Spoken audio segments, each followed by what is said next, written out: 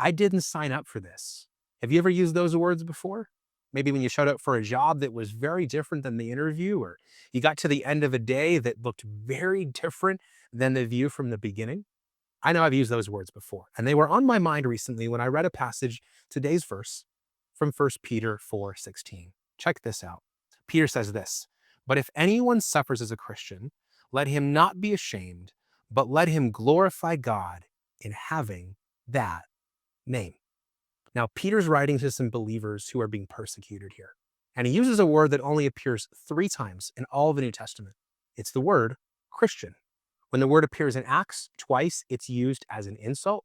And here in 1 Peter, it is the source and reason for suffering.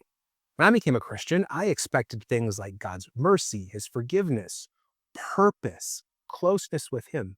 I didn't expect suffering. But think about it. If we are following Jesus, what did Jesus experience? Suffering. And when we suffer, we have an audience. People watch us and they're not surprised that we worship and praise God when our lives are blessed and prospering. But when we lose our jobs, when we get diagnosed with cancer, when we're betrayed by those we love, those are the moments where they lean in and go, I wonder what they're going to do now.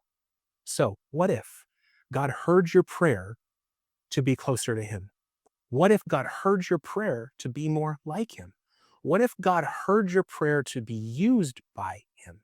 And He's answering that prayer today through suffering.